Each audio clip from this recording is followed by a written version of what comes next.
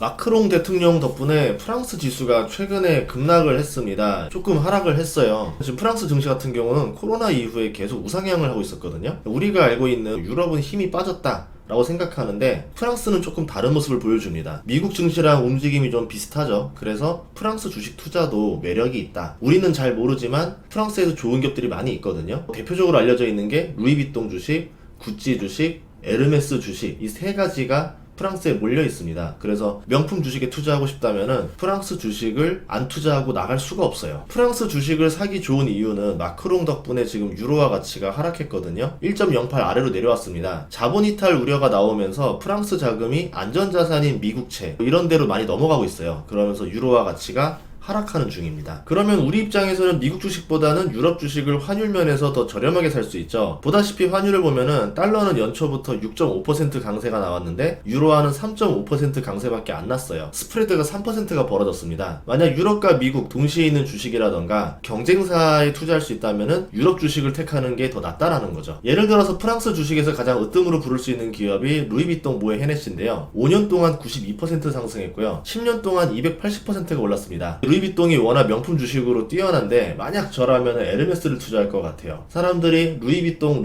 하는데 실제로 주가 상승률은 에르메스가 훨씬 더 좋습니다. 그 이유는 제가 조금 이따가 설명드릴게요. 루이비통 주식이 좋은 이유 중에 하나는 괜찮은 브랜드를 다 가지고 있어요. 헤네시 같은 술도 있고 디오르, 불가리, 티파니 여러 매력적인 브랜드들이 많이 있습니다. 이 회사의 장점은 프랑스 회사지만 프랑스 매출이 8%밖에 안 돼요. 프랑스 리스크 때문에 주가가 하락했지만 실질적으로 프랑스 리스크 대비 주가가 너무 많이 하락했다라 볼 수 있겠죠. 미국이 25%고요. 아시아가 31%, 일본이 7% 정도. 아시아를 합치면은 38%가 나옵니다. 그러니까 루이비통을 가장 많이 사주는 곳이 한국, 중국, 일본이다. 이렇게 볼 수 있겠죠. 이 회사가 더 마음에 드는 점은 1년에 2번 배당을 주는데 수익의 절반 가까이를 주주에게 돌려줍니다. 지금 배당 수익률이 1.8%예요. 배당이 매년 빠르게 증가하고 있죠. 그래서 배당 성장주 투자로도 괜찮습니다. 제가 프랑스 주식 중에서 명품 산업을 가장 먼저 말씀드린 거는 명품 산업은 망할 수가 없는 산업이에요. 세상에 안 망할 수 없는 산업이 없진 않겠지만 망할 확률이 굉장히 낮은 사업 중에 하나거든요. 사람이 처음에는 먹고 사는 고민을 합니다. 그런데 그 문제가 해결되면은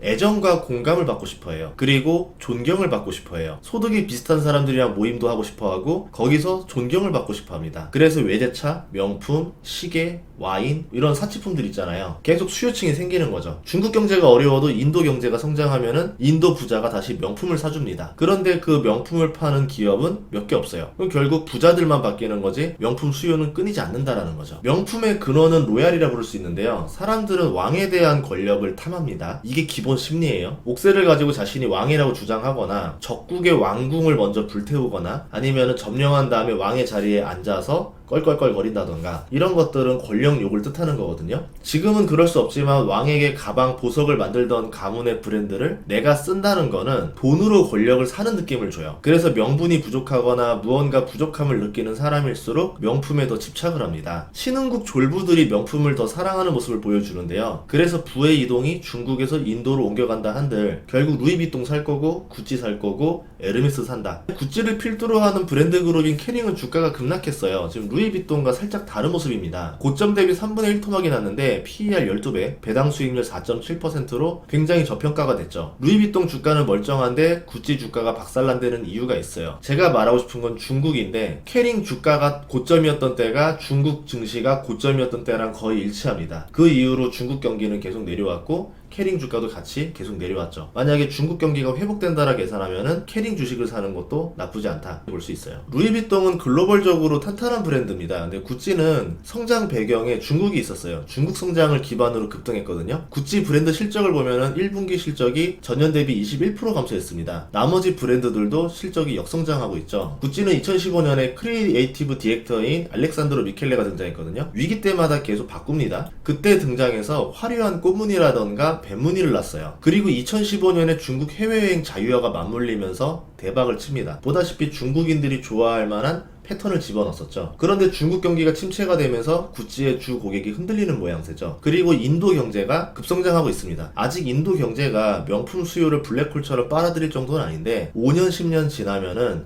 충분히 명품 시장에 큰 손으로 성장할 거라 보고 있거든요. 구찌의 역사를 봤을 때 구찌 투자 타이밍은 미켈레가 나가고 새로운 디자이너가 등장했을 때 그때라고 봅니다. 아마 인도 시장을 생각하면 구찌 문양이 이렇게 바뀔 수도 있을 것 같아요. 프랑스 증시가 조정을 받았다는 거는 그만큼 프랑스가 지금 리스크에 놓여 있다는 거거든요. 리스크를 생각해 보면은 지금 바로 투자한다기보다는 좀 더 지켜보고 투자하는 게 낫지 않겠는가라고 생각하는데요. 마크롱이 조기 총선이라는 패를 던졌는데 유럽 의회에서 극우 정당 RN이 대승을 거둬버립니다. 마크롱의 정당은 초라한 의석을 차지하죠. 이제 마크롱 입장에서는 승부수를 걸을 수밖에 없는 거예요. 안 그러면은 정부가 계속 야당에 끌려갈 수밖에 없게 되니까 이걸 만회하기 위해서 프랑스 조기 총선을 치르는 겁니다. 근데 이제 이렇게 생각한 거죠. 시간이 부족하니까 야당이 단일화를 못할 거다. 그러면 서로 표가 분산될 거고 결국 마크롱의 연합정당이 다수를 차지하면서 지지를 한 번 더 받을 것이다. 그걸 가지고 리더십을 발휘해서 프랑스를 다시 한 번 더 강하게 리드하겠다. 이런 계산이었었는데요. 문제는 마크롱 생각과 다르게 지금 선거 흐름은 극우 정당인 RN이 인기를 끌고 있습니다. 애매한 중도보다는 확실한 색깔을 가진 정당이 지금 전 세계적으로 지지를 받고 있어요. 근데 마크롱은 중도를 표방하잖아요. 그렇기 때문에 애초에 분리할 수밖에 없다라 생각을 했었죠.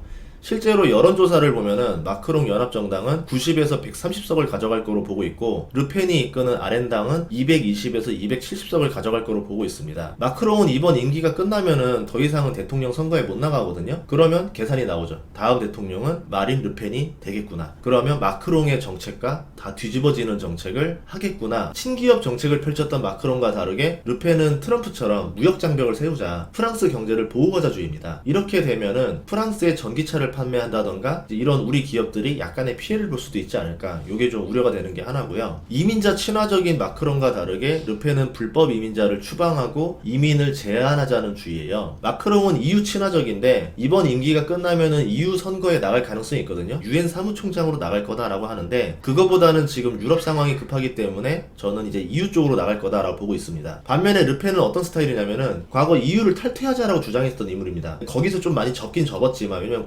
프랑스 국민들이 EU를 탈퇴하는 거에 대해서는 그렇게 동의하진 않아요. 하지만 EU 정책에 계속 브레이크를 거는 프랑스 대통령이 될 수도 있다. 이렇게 봤을 때는 앞으로 EU의 운명이 흔들릴 수도 있겠다. 프랑스 조기 총선일은 6월 30일과 7월 7일 두 차례에 걸쳐서 진행되는데 이러고 나서 얼마 안 있다가 7월 말에 파리올림픽이 열립니다. 그럼 프랑스가 사회적 혼란을 겪을 가능성이 있겠죠. 그래서 그걸 지켜본 다음에 투자해도 늦지 않다라고 생각을 하고 있어요. 루이비통이랑 제가 구찌만 알려드렸는데 프랑스에 괜찮은 회사들 몇 개 더 알려드리면은 나는 배당이 목적이다 하시는 분들은 프랑스 에너지 회사인 앙지도 괜찮아요. 주가가 급락해서 배당 수익률이 6%가 넘었어요. 근데 향후에 에너지 가격 상승을 생각하면은 이 회사도 매력적입니다. 3년 전에 제가 추천했었던 회사가 프랑스 GTT라는 엔지니어링 회사인데요. 주로 LNG 화물창 설계와 기술을 가지고 있는데 우리나라 조선사들이 LNG 선박을 만들 때마다 여기에 로얄티를 내야 돼요. 한 척당 수백만 달러 정도로 알려져 있는데 알려지기로는 선박 건조 비용의 5에서 10%를 이 로얄티로 내야 됩니다. 우리나라 조선소 중 1위인 현대중공업 작년 영업이익률이 1.5%였는데 GTT는 가만히 앉아서 5%의 로열티를 받잖아요. 우리나라 LNG 수주가 늘면서 이제 GTT 주가도 2배가 됐습니다. 글로벌 경기 회복을 보면은 루이비통, 중국 경기 회복을 보면 구찌 이렇게 말씀드렸는데요. 그리고 명품 투자의 끝을 해보고 싶다고 하면은 저는 에르메스 주식이 괜찮다라 봐요. 배당은 1%로 낮은데 주가가 잘 안 내리고 잘 오릅니다. 루이비통처럼 물량전이 아니라 느리더라도 더 비싸게 팔겠다가 에르메스 전략이거든요. 마크롱 덕분에 지금 약간 세일하고 있어요. 코로나 때 대비 주가가 지금 4배 가까이 올랐습니다. 아까 코로나 때 대비 주가가 98%밖에 안 오른 루이비통 대비 엄청난 상승률을 보여주고 있죠. 우리나라도 이제 미국 주식 투자금이 많이 늘어서 해외 주식 투자를 많이 하는 국가가 됐는데요. 이제 미국뿐만 아니라 다른 나라로도 확장을 해야 된다라고 생각을 합니다. 위기가 기회라는 말이 있잖아요. 그래서 위기일 때 오히려 좋은 주식을 싸게 살 수 있다라고 생각하고 들어가면 좋을 것 같아요. 돈을 버는데 국경이 없으니까 다른 나라에도 관심을 가지면 좋겠습니다. 다음 시간에도 좋은 정보로 찾아뵙겠습니다. 구독과 좋아요, 알림 설정 부탁드릴게요. 고맙습니다.